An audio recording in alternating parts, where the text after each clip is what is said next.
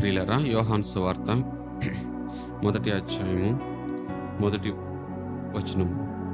ఆదియందు వాక్యముండును, వాక్యము దేవుని యొద్ద ఉండెను, వాక్యము దేవుడై ఉండెను, ఆయన ఆదియందు దేవుని యొద్ద ఉండెను, సమస్తమును ఆయన మూలముగా కలిగెను, కలిగిన ఏదియు ఆయన లేకుండా కలగలేదు. ఈ వివరణ మనం చూస్తే గనక సృష్టించబడక మునుపు మాటలను మనం చూస్తాం. ఎప్పుడు మాటలంటే ఈ భూమి కలగక ముందు, ఈ భూమి మీద ఏమీ ఏర్పాటు చేయబడక ముందు, ఈ భూమి మీద ఏ నిర్మాణం జరగక ముందు ఏది ఎలా ఉన్నది అనే దాని గురించి మనం చూడగలుగుతున్నాం. అంతకు ముందు ఉన్న వాక్యము గురించి మనం చూడగలుగుతున్నాం. అంతకు ముందు ఉన్న ఆ యొక్క వాక్కును గురించి మనం చూడగలుగుతున్నాం.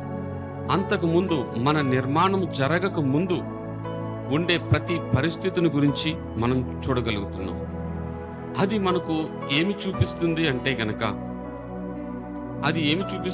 గనక చాలా అరుదైన విషయాలు మనం ఇందులో చూడొచ్చు. ఇక్కడ మనకి ఏం కనబడుతుందంటే ఆ వాక్యము స్వయం వ్యక్తీకరణ కనబడుతుంది. అంటే ఆ వాక్కు ఏది వ్యక్తపరచాలనుకుంటుందో, ఏది మనకు ఇవ్వాలనుకుంటుందో, ఏది మనకు బయలుపాటును చూపించాలనుకుంటుందో దానిని మాత్రమే చూపిస్తుంది. చూడండి, దానిని మాత్రమే చూపిస్తుంది. అందులో ఉన్న జ్ఞానయుక్తమైన పరిస్థితులను మనకు కల్పిస్తూ, ఆ జ్ఞానయుక్తమైన పరిస్థితుల్లో ఇమిడి ఉండే అర్థాన్ని మనకు చూపిస్తూ, మనల్ని బలపరుచుకుంటూ చూపిస్తుంది. చూడండి, ఆ వాక్కు మనకి ఇంకొక విధంగా ఏ విధంగా కనపడుతుందంటే, ఒక సంకల్పాన్ని మన మధ్యన ఉంచి ఆ సంకల్పం ద్వారా మనల్ని బలపరుస్తూ, ఆ సంకల్పంతో మనల్ని ఇమిడింప చేసి దానికి తగినట్టుగా మనము ప్రవర్తించే విధంగా ఆ వాక్కు మనల్ని బలపరుస్తూ తీసుకువెళ్తుంది. చూడండి, బలపరుస్తూ తీసుకువెళ్తుంది. వాక్యము ఎన్నడూ మనల్ని ఏం చేస్తుందంటే బలహీనులుగాను, శక్తిహీనులుగాను, బుద్ధిహీనులుగాను, గురిలేని వారుగాను, అయోగ్యముగాను నిలబడేటట్లు కాకున్నట్లు మనము ఎలాగా ఆ మాటకు లోబడి జీవించాలో మనకు నేర్పిస్తూ, ఆ వాక్కు మన నిర్మాణంలోని ప్రతి క్రియను ఎత్తి చూపుతూ, మన బలహీనతల యొక్క సారాంశంలో ఉన్న ప్రతి అవిధేయతను, ప్రతి రుగ్మతను, ప్రతి బాధను, ప్రతి వేదనను సంధించుకుంటూ మనల్ని బలపరుస్తూ తీసుకోండి. చూడండి, అక్కడ మనల్ని ఏం చేస్తుందంటే ఈ వాక్యము, ఆదిలో ఉన్న ఈ వాక్యం ఏం చేస్తుందంటే మనకు ఎలా కనబడుతుందంటే ఆజ్ఞ ఇచ్చి ఆ ఆజ్ఞ ద్వారా మనల్ని బలపరచాలని చూస్తుంది. చూడండి, సృష్టి ఇప్పుడు ఎలా నిర్మించబడింది అంటే గనక ఆజ్ఞ ద్వారా నిర్మించబడింది. వెలుగు కలుగునుగాక అంటే కలిగించబడింది. పగలు రాత్రి ఏర్పాటు చేయడానికి అవి సిద్ధపాటుని ఏర్పాటు చేసింది. చూడండి, ప్రతి విషయంలోనూ, ప్రతి అంశంలోనూ ఆయన వాక్కులో ఉన్న ఆ శక్తి యొక్క విషయాన్ని, ఆయన యొక్క శక్తిని, ఆయన యొక్క భావజాలమును మనం గ్రహించుకోకుండా వెళ్ళిపోతున్న పరిస్థితులు మన దగ్గర కనబడుతున్నాయి. ఏం కనబడుతుంది? సమస్తము ఆయన మూలంగా కలిగింది, సమస్తము ఆయన ద్వారా నిర్మించబడింది అనే పరిస్థితుల నుంచి మనం తొలగిపోయి, మన కష్టం విషయంలోనూ, మన వేదన విషయంలోనూ, మనకు మనముగా భద్రత కల్పించుకునే విషయంలోనూ, మనకు మనముగా ఆలోచన చేసుకునే విధంలోనూ మనల్ని మనం తీర్చిదిద్దుకోవాలని ఆశపడుతున్నాం. కానీ ఆదికాండం 1వ వచనంలో మనకి ఏం కనబడుతుందంటే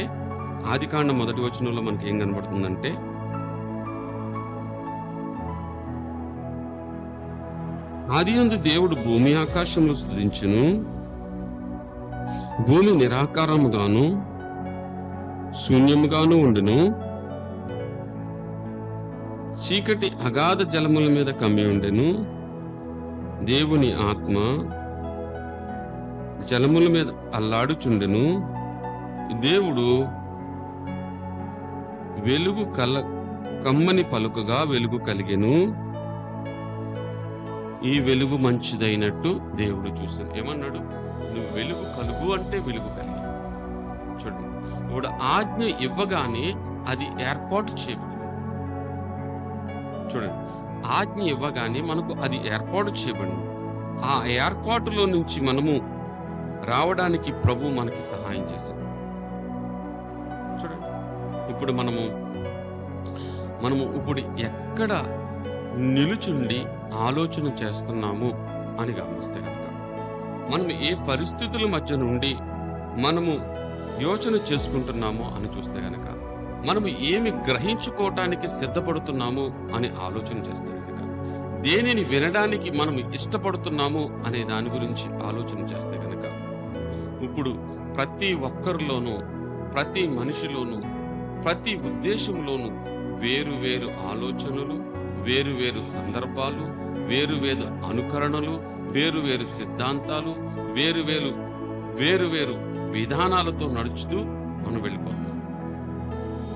చూడండి, మనలో ఎవ్వరమైనా కూడా దేవుని ఆత్మ చేత సంధించబడి ఆ సృష్టికర్త యొక్క అనుగుణముగా, ఆ సృష్టికర్తకు అనుగుణంగా నడుచుకుంటూ ఆయన ప్రేరణతో నడుచుకోవాలని మనం ఇష్టపడుతున్నామా? కానీ వాక్యం ఏం చెప్తుందంటే, సమస్తమును ఆయన మూలంగా కలిగాను, ఆయన లేకుండా ఏది జరగలేదు. మనం చెప్తామా? ఆయనను మన హృదయములోను మన మధ్యన పెట్టుకుని మనము ఆలోచన చేసి ఆయన ఆలోచన ప్రకారంగా మనం వెళుతూ జీవిస్తున్నామని ఆలోచించండి. ఆయనను మన మధ్య పెట్టుకుని చూడండి, ఆయన వెలుగును మన హృదయములోనికి ఆహ్వానించి ఆయన ఆజ్ఞకు మనము లోబడి ఆయన ఆజ్ఞ ప్రకారంగా మనం నడుచుకుంటూ ఆయన ఆజ్ఞను స్వీకరించి అనుకరణ సిద్ధబాటు కలిగి చూడండి, ఆ విధంగా నడుచుకునే తత్వము మనలో ఉందా? నువ్వు ఆయన చేత సృష్టించబడిన ఒక భాగమై ఉండగా, నేను ఆయన చేత సృజించబడిన ఒక భాగమై ఉండగా, ఆయన నిర్మాణంలో ఒక భాగమై ఉండగా, ఇప్పుడు మనము మన జీవిత పరిస్థితులు, మన జీవితంలోనికి ఆహ్వానిస్తున్న చీకటి కోణాలు, మనల్ని మనం ఒప్పింప చేసుకుంటూ, మనల్ని మనం సర్దుబాటు చేసుకుంటూ, మనల్ని మనమే దిద్దుకుంటూ, ఆయన ఆజ్ఞకు చోటివ్వకుండా, ఆయన వెలుగుకు చోటివ్వకుండా, ఆయన జీవానికి కొంచెము కూడా చోటివ్వకుండా వెళుతున్న పరిస్థితులు మన మధ్యన లేవు. ఆలోచించి, వెళుతున్న పరిస్థితులు మన మధ్యన లేవా? ఆలోచించేయండి. అంటున్నాడు 4వ వచనంలో చూస్తే, అలా కదండి, యోహాను సువార్త 4వ అధ్యాయం, ఆయనలో జీవముండెను, ఆ జీవము మనుషులకు వెలుగై ఉండెను. చూడండి ఏమంటున్నాడు? ఆయనలో జీవముండెను, ఆ జీవము మనుషులకు వెలుగై ఉండెను. ఆ జీవము మనుషులకు వెలుగై ఉండెను. చూడండి, ఆ జీవము మనల్ని ఎలా వెలుగుతో నింపుతుంది అని ఎప్పుడైనా మనం ఆలోచన చేయగలిగాం? ఆలోచించండి. ఆ జీవం మనల్ని ఏం చేస్తుందంట? వెలుగులోనికి నడిపిస్తుంది. చీకటిలో నివసించకుండా, పాపములో నివసించకుండా, ఆ పాప ప్రీతిని అనుభవించకుండా, పరిస్థితులకు తగినట్టు కాకుండా దేవుని విధానాన్ని అనుసరించి జీవించులాగున ఆ జీవము మనల్ని బలపరుస్తూ, నడిపిస్తూ తీసుకుంది. చూడండి, ఆ జీవం మనల్ని బలపరుస్తుంది. ఆ బలపరిచే దానికి మనం చోటివ్వలేని పరిస్థితుల మధ్యన మనం ఉన్నాం. చూడండి, ఇప్పుడు మనం చూస్తే గనక ఎంత గొప్ప ప్రణాళికలో నుంచి మనం తీయబడ్డాం. ఆలోచన చేయండి.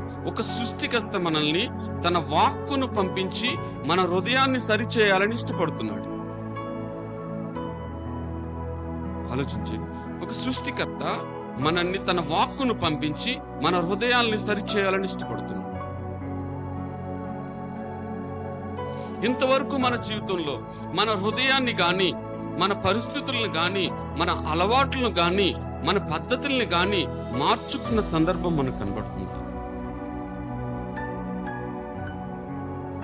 చూడండి, మార్చుకున్న సందర్భం కనబడుతుందా? దేవుని వాక్యానికి విలువిచ్చిన సందర్భం మనకు కనబడుతుందా? దేవుని వాక్యానికి లోబడి జీవించాలనే మనసు మనకు కనబడుతుందా? ఆలోచించి, ఎంతమందివి దేవుని యొక్క స్వారూప్యంలో ఉన్న ప్రేమను పంచిపెట్టగలరు? ఆలోచించండి. ఎంతమందివి దేవుని యొక్క స్వారూప్యమైన ప్రేమను పంచిపెట్టగలుగుతున్నాం? ఆ ప్రేమ మనలో కనపడుతుందా? ఆలోచించండి. ఆ ప్రేమ మనలో కనబడట్లేదు. ఆయన ప్రేమ మనలో కనబడితే ఆయన జీవం కూడా మనలో కనబడుతుంది. చూడండి, ఆయన జీవము కూడా మనలో కనబడుతుంది. ఆ పరిస్థితులను మనం ఎరిగి గుర్తించలేని పరిస్థితుల మధ్యన ఉన్నాం. ఎంతగా మనల్ని చెరుపుకుంటున్నామంటే, ఎంతగా మన ఉద్దేశాలను బయలుపరుచుకుంటున్నామంటే, ఎంతగా దురాలోచనలు చేసుకుంటూ వెళ్ళిపోతున్నామంటే, మన దురాలోచనలు, మన పరిస్థితులు కనీసం బయటకు కూడా వినపడవు. అంతగా దురాలోచనలు చేసే తత్వం మనుషులు ఇమిడి ఉంది. ఆలోచించి, అంతగా దురాలోచన చేసే తత్వము మనుషులు ఇమిడి ఉంది. వాక్యము వినడానికి, ఆ వెలుగును తీసుకోవటానికి, ఆ స్వరం మన హృదయంలోనికి తీసుకోవటానికి ఇష్టపడలేదు ఈరోజు. మనం ఎవరిమైతే ఆ వాక్యం వినే తత్వం మనలో లేకపోతే గనక, ఆ వాక్యాన్ని హృదయంలోనికి తీసుకునే మనస్తత్వం మనలో లేకపోవడానికి కనుక, ఆ మనసు మనకి ఇష్టపూర్వకంగా లేకపోతే గనక మన పరిస్థితి ఎలా ఉంటుంది? మన పరిస్థితి ఎలా ఉంటుంది?